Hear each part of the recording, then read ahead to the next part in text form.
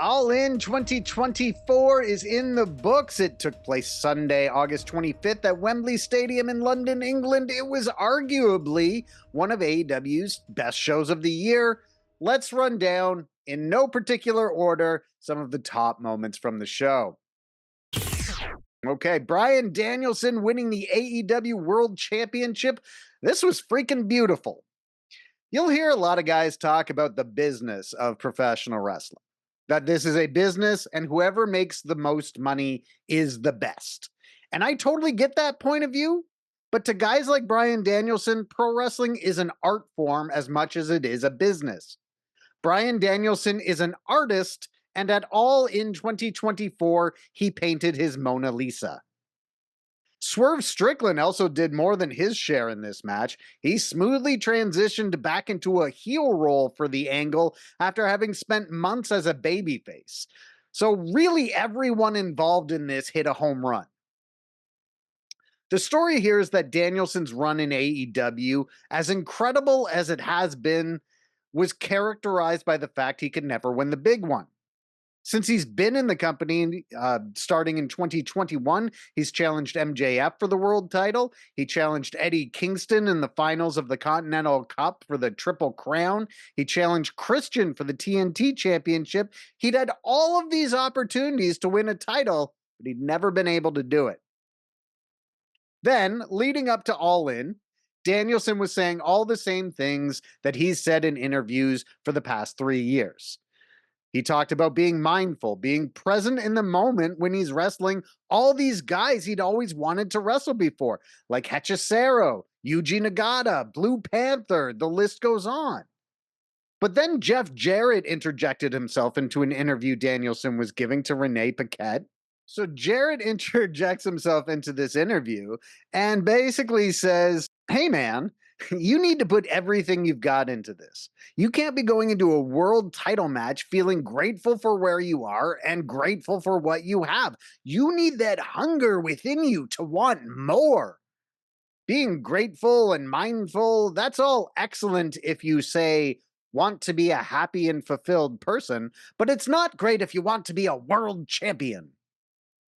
Then Brie Bella, or Brie Garcia, or Brie Danielson, as she's been referred to lately, she did an interview before the match. It was on this show, AEW Up Close with Renee Paquette, and Brie said during that interview that she wants her kids to see their father win the championship. So even though the kids want their father at home more, they want to see him become a champion. That's something that Brie Bella said that she would find, quote, pretty badass. So this all led to Danielson's big comeback during the match with Swerve. Blood is dripping down his face. Swerve is laying in these kicks to Bryan's chest, and Bryan is just reaching out with a hand towards his family, and you can see his mouth saying the words, "I'm sorry." And it kind of reminded me of Mick Foley's kids on that Beyond the Mat documentary, when they were shown watching their father take unprotected chair shots to the head over and over again at the Royal Rumble in a match against The Rock. But the motivation of Danielson's family being there at ringside, his family being there, drove him to one of the most beautiful comebacks in the history of pro wrestling. And then, of course, as the match was nearing its end, Swerve's biggest rival, Hangman Page, interfered, causing the distraction, and it would all eventually culminate with Swerve tapping to the label lock in the middle of the ring and Bryan Danielson becoming the new AEW World Champion. Brie, Birdie, and Buddy all joined Danielson in the ring as the show went off the air right at the 4-hour mark. And at one point, if you look closely, it appears as though Danielson was pretending like he was about to give his 4-year-old son a pile driver. This whole thing, this match, the finish, the closing to the pay-per-view, it was beautiful. Don't ever expect anything more from professional wrestling, because this is the best it can be. This was art. And a heap of praise is deserved for Swerve Strickland too, not just Bryan Danielson. And that brings us to the next entry on this list, which is A new chapter in Hangman versus Swerve is written. So AEW All In 2024 was the biggest moment in the career of former AEW World Champion Swerve Strickland.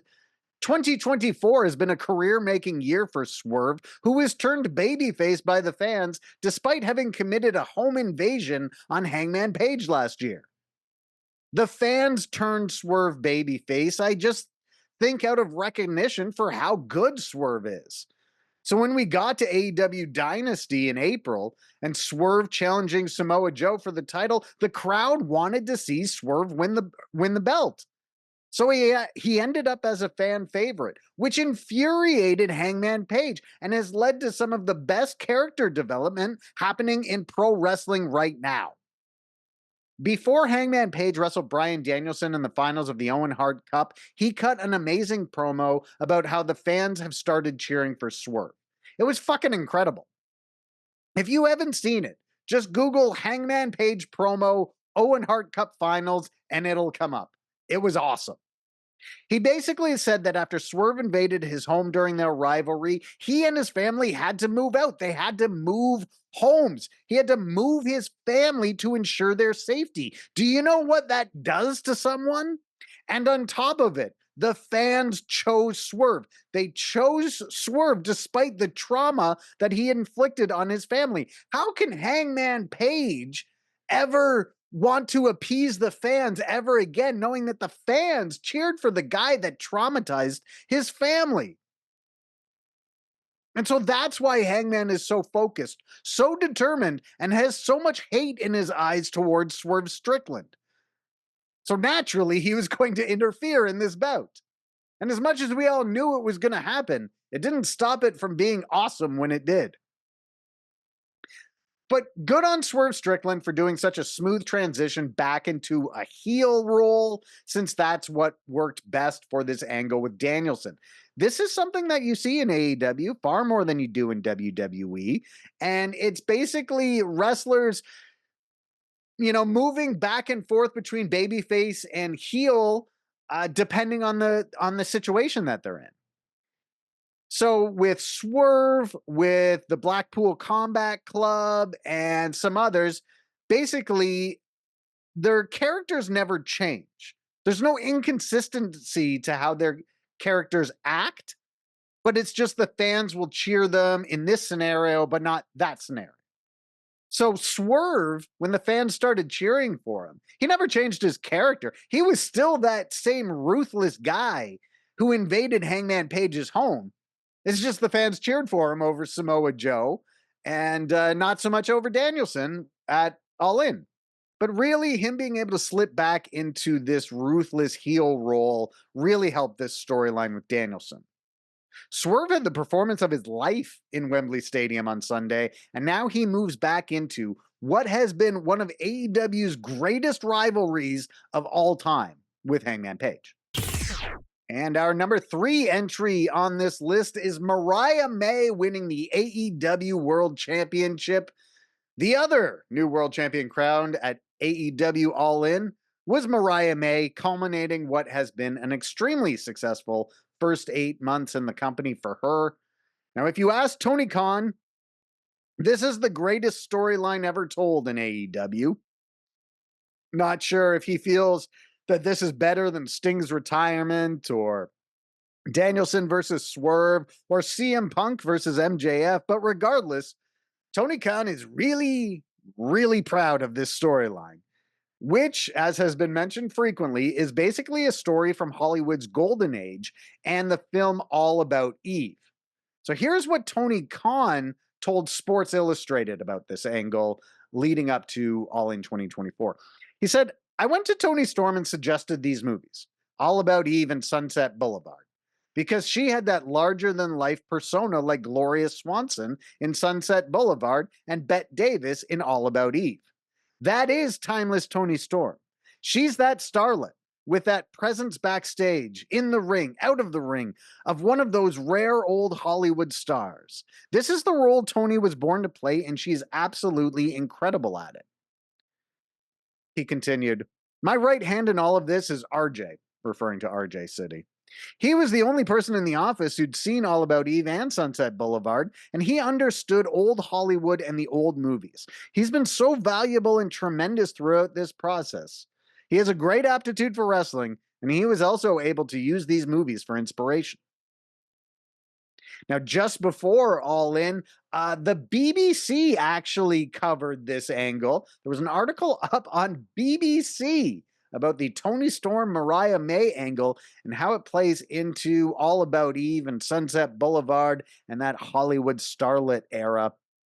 So here's just a little bit that came out from that article. The storyline, which has been playing out over the past year across AEW's thrice weekly programming, they don't realize that most people don't watch Rampage. Their thrice weekly programming really kicked off in the lead up to the 2023 All In when Storm lost her title. This sent her into a spiral, her character gradually changing in a series of backstage interviews. Previously, her styling leaned rockier. Well, yeah, it was basically she was in Motley Crue. But now she was turning up, talking like a washed-up Golden Age Hollywood actress in the twilight of her career, a la Sunset Boulevard's Norma Desmond, made funnier by the fact that she's only 28. The live interviews typically ended with her rambling loudly and throwing a shoe at her unsuspecting coworkers. This developed further as Toni's every on-camera appearance would be presented in black and white, complete with fake film grain. Now her entrance music sounds like a classic film overture.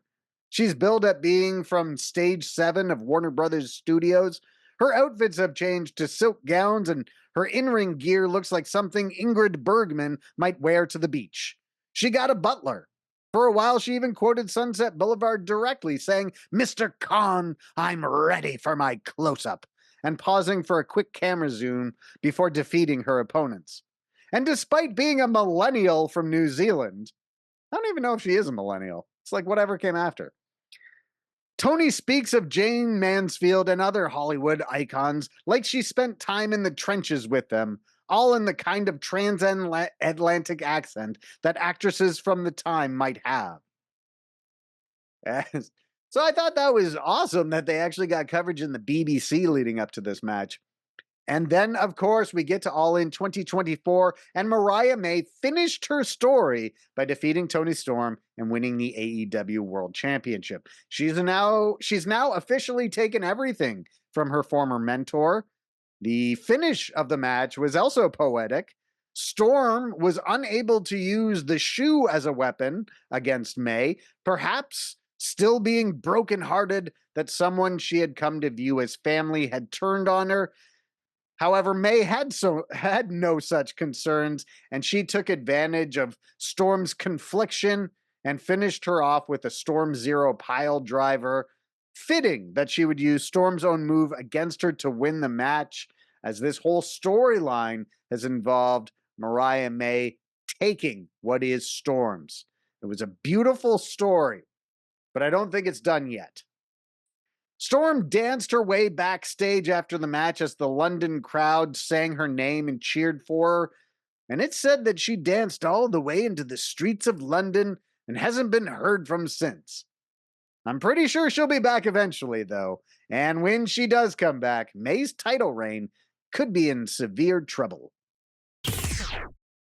Also at AEW All In 2024, Will Osprey won back the AEW International Championship from MJF.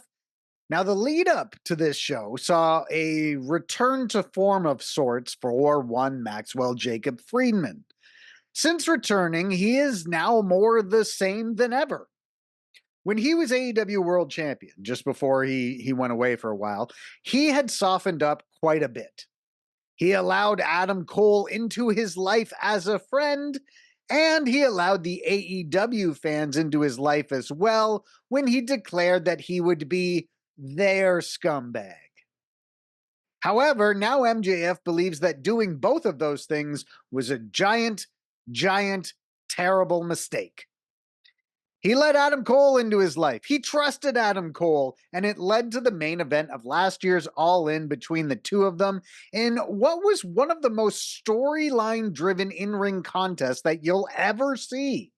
This was the main event of All In last year. The whole match was about MJF not being able to bring himself to cheat against Cole, but Cole was able to cheat against MJF.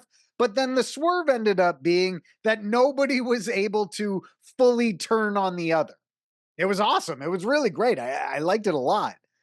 But Cole did end up turning on MJF eventually, and it taught MJF that he should never have trusted someone in the first place. And he definitely never should have trusted the fans.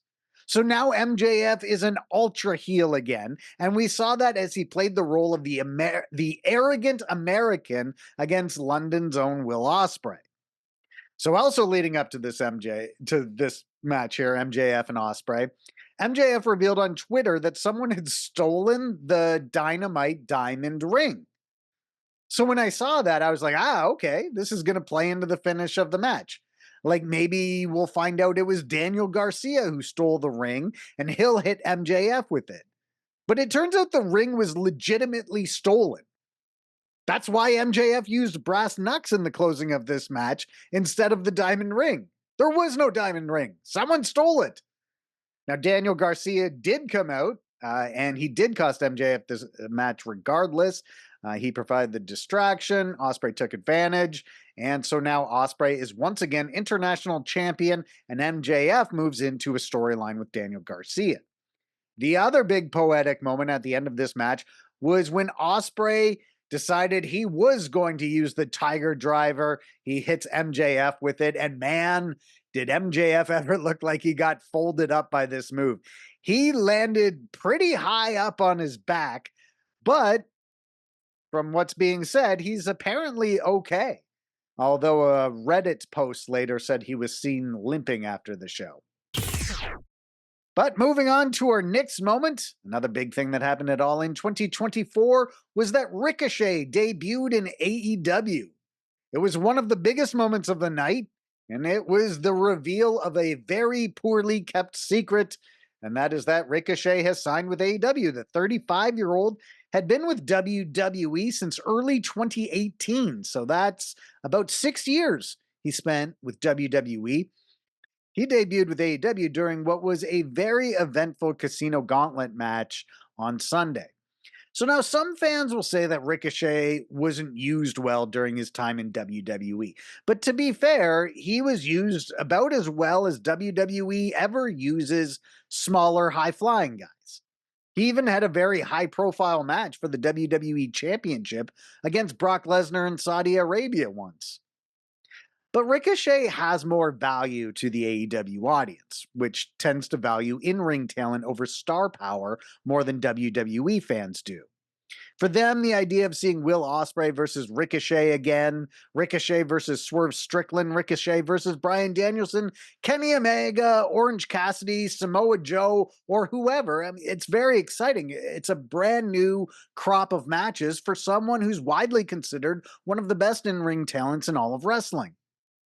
So I don't necessarily know that I agree with the idea that Ricochet was misused in WWE, but I definitely agree that his moving to AEW is the start of a new chapter for him, and one that could potentially see him doing the best work of his career. For the first time since 2011, Nigel McGuinness returned to the ring on Sunday. It was pointed out by a user on Twitter that Mariah May have played a role in McGuinness's return. McGuinness, who has really become one of the funnier commentators in wrestling, he frequently talks about how much he loves Mariah May. He talks about her almost as much as he talks about how much he hates Bryan Danielson. So then during May's match with Toni Storm earlier that night, McGuinness was on commentary, and May made her way over to the broadcast table and gave Nigel a little kiss on the cheek. This simple act may have been what gave McGuinness the motivation he needed to get back in there and earn himself a shot at the AEW World Championship. Now, at this stage in his career, Nigel McGuinness has more value as a commentator than a wrestler, but who wouldn't want to see him get back in the ring with Bryan Danielson for one last match? I think that would be pretty awesome. Maybe they'll even do it on a Ring of Honor pay-per-view. That would be fitting. After the patriarchy dropped the AEW World Trios Championships earlier in the night, Christian Cage performed double duty by also wrestling in and in fact winning the Casino Gauntlet match. As a result, Cage now has a title shot at the AEW World Championship whenever he wants it. AEW has communicated that this is a cash-in style of title shot that can be cashed in kind of money in the bank style at a time and place of Christian's choosing. Now, during this match, they again teased that Killswitch would finally turn on Christian, only for Killswitch to then give Kyle O'Reilly a choke slam and put Christian on top of him for the win. So does this win mean Christian could become AEW World Champion in the not too distant future? Is he going to hold on to this money in the bank style contract for a long time? I mean, we'll just have to see. Obviously, they have some sort of plan for where they're going to go with Christian, or else they wouldn't have booked him to win this match. So we'll just have to see what they have planned. And another big moment from AEW All In 2024 was Sting appearing on AEW programming for the first time since his retirement match at Revolution in February. So Sting came out to rescue Darby Allin from the Elite after Allin lost a short coffin match to Jack Perry on the show. If you're wondering why Perry versus Allin was kept so short, it's because in the UK there are stiff penalties for an event running over the allotted time. So if you notice, this pay-per-view ended right at the 4-hour mark, and they needed to cut time from Allin versus Perry as a result. So the match ended up going about 10 minutes. Also, I'm not sure how much time Mercedes Moné versus Britt Baker was supposed to get. That match went about 17 minutes, but the finish, which was Moné just hitting Baker with the moneymaker for a clean win, seemed to kind of come a bit out of nowhere as well. So I'm wondering if they got told to take it home earlier than expected. But regardless of what came before it, Sting showing up here to prevent the Young Bucks and Perry from lighting Darby Allin on fire was a fun moment for the crowd, and it seemed to get the entire building back into the show, and they were hot for the main event between Danielson and Swerve Strickland. So look, there were many other fantastic moments from this show. This is essentially AEW's WrestleMania, and they went all out for All In. Pardon the absolutely horrific pun there. But here are just a few other honorary mentions that we should say before we end this video. So another big moment, Jamie Hayter returned to the promotion for the first time in over a year. She confronted Soraya, Harley Cameron, and several members of the Knight family. Soraya had cut a promo stating that she was upset she was not on the pay-per-view. After having won the AEW Women's title on the show last year, she referred to herself as the best female wrestler to ever come out of England. And that's when Jamie Hayter's music hit and she made a dramatic return. We also saw Taz get up from the commentary position to put Brian Keith in a Taz mission, while his son, Hook, made Chris Jericho tap out to the Red Rum in the middle of the ring, so Hook regained the FTW Championship. And I thought that was a very cool moment to kind of put a bow on Hook's feud with Chris Jericho and the Learning Tree. And also, AEW made a lot of big announcements on Sunday. This included Swerve Strickland re-signing with the company, AEW Grand Slam Australia next year, Forbidden Door in London in 2025, and the return of All In to Wembley Stadium in 2026. However, no TV rights media deal was announced this weekend. It's still not clear when that announcement will be made. Thanks again, everyone, for supporting this channel. Don't forget to subscribe, click the like button, and the notifications bell so you don't miss any more videos from the Wrestling Channel. Thanks again.